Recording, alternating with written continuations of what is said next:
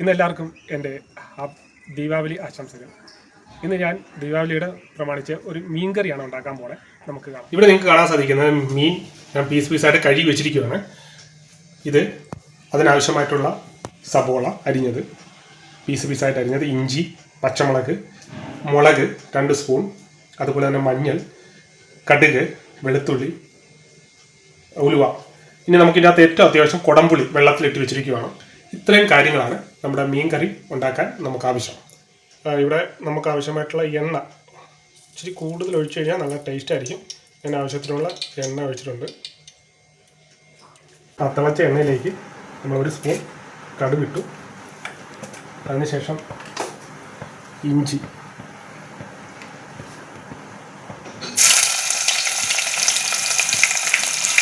കുറച്ച് നേരം ചെറുതായിട്ട് മൂത്ത് തുടങ്ങുന്നത്. അതിനുശേഷം അതിൻ്റെ അകത്തേക്ക് പച്ചമുളക് ഇട്ട് കുറച്ച് ശേഷം ഒന്ന് ഇളക്കി കൊടുക്കുക. അതിനുശേഷം കരിയാപ്പില വളരെ ടേസ്റ്റാണ്. നമ്മളൊരിക്കലും ഈ കരിയാപ്പില അവോയ്ഡ് ചെയ്യാൻ പാടില്ല. വളരെ നാച്ചുറലായിട്ടുള്ള ടേസ്റ്റ് നമുക്ക് ഉണ്ടാകുന്നത്. കരിയാപ്പില ഇട്ട് ഇനി അതൊന്ന് മൂത്ത് നടന്നേ നമുക്ക് വെയിറ്റ് ചെയ്യാം. വെളുത്തുള്ളി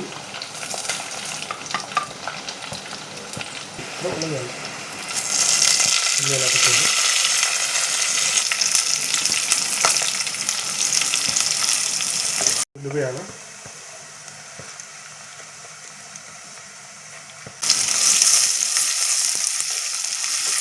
നല്ല ഒരു ബ്രൗൺ കളർ ആകുന്നത് വരെ നമ്മൾ ഇളക്കി കൊടുക്കും.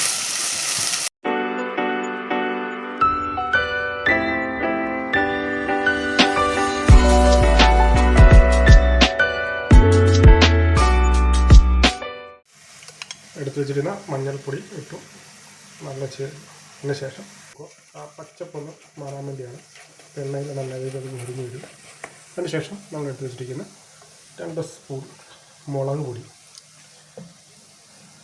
ചേർത്ത് അത് നല്ല രീതിയിൽ എണ്ണയിൽ വരട്ടി എടുക്കുകയാണ്.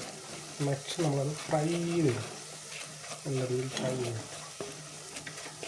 കുറച്ച് നേരം നമുക്ക് വെയിറ്റ് ചെയ്യാം. നല്ല ഫ്രൈ ആകട്ടെ.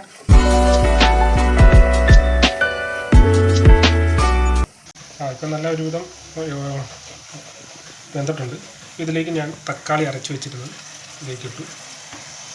നല്ല രീതിയിൽ നമ്മൾ ഇളക്കി കൊടുക്കണം. കണ്ടിന്യൂയായിട്ട് ഇളക്കി കൊടുക്കണം. ഇതിലേക്ക് നമ്മൾ എടുത്ത് വെച്ചിരുന്ന കുടംപുളി വെള്ളവും ആ കുടംപുളിയും കൂടെ ഇതിനകത്തേക്ക് ഇട്ട് കൊടുത്തു.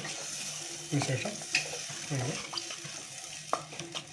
ഇത് തിളയ്ക്കുന്ന വരെ ഒന്ന് വെയിറ്റ് ചെയ്യാം. കഴിഞ്ഞു. ഇനി പിന്നെ ഇതിനകത്തേക്ക് ആ മീൻ കഷ്ണം ഇടുവാണ്.